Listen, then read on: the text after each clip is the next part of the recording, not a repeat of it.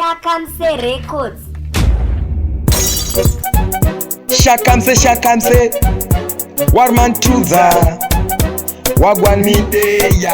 Gavakurula ganzi ndini kama kuru wani Kumangoma one munu anochinja patani Vagara vanoshandiswa vanaka vasatani Asi kumangoma isu tiri permission Gavakurula ganzi ndini kama kuru wani Kumangoma one munu anochinja patani Vagara vanoshandiswa vanaka vasatani Asi kumangoma isu tiri permission Kana vachida neni ngava uye beji Madinga vana vadiki ndo vakanda meji Kwandiri neni vagara vakatobuka meji Ngoma dzangu dzibatidza kuita tesochi Tarira tambo idzo, please don't touch Vana vadiki vese ndo vakurura mabachi Ridhimu iro ndo ritasva kuita sehachi Tarira nguva dzapapi chimbo cheka wachi Ndavakurula dhanzi ndini kama kuru wani Kumangoma one munu anochinja patani Vagara vanoshandiswa vanaka vasatani Asi kumangoma isu tiri permission Ndavakurula dhanzi ndini kama kuru wani Kumangoma one munu anochinja patani Vagara vanoshandiswa vanaka vasatani Asi kumangoma isu tiri permission Kumangoma vasara ini ndiri ngwendeza Ndiri kupisa ngoma sekezengeza Vana vadiki vese kava kutondizeza Kwandiri ngava mbotanga vadzidzira kugeza Vakunditya vaona kapese ndatsika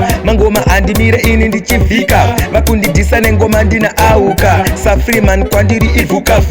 Ndavakurula dhanzi ndini kama kuru wani Kumangoma one munu anochinja patani Vagara vanoshandiswa vanaka vasatani Asi kumangoma isu tiri permission Ndavakurula dhanzi ndini kama kuru wani Kumangoma one munu anochinja patani Vagara vanoshandiswa vanaka vasatani Asi kumangoma isu tiri permission Kana vachida neni ngava uye beji Madinga vana vadiki ndo vakanda meji Kwandiri neni vagara vakatobuka meji Ngoma dzangu vodzibatidza kuita setochi Tarira tambo idzo, please don't touch Vana vadiki vese ndo vakurura mabachi Ridhimu iro ndo ritasva kuita sehachi Tarira nguva dzapapi chimbo cheka wachi Ndavakurula dhanzi ndini kama kuru wani Kumangoma one munu anochinja patani Vagara vanoshandiswa vanaka vasatani Asi kumangoma isu tiri permission Ndavakurula dhanzi ndini kama kuru wani Kumangoma one munu anochinja patani Vagara vanoshandiswa vanaka vasatani Asi kumangoma isu tiri permission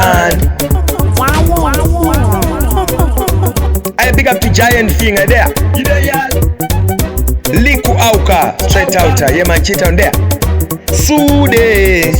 Fire Kankule, DJ Sude, proper place.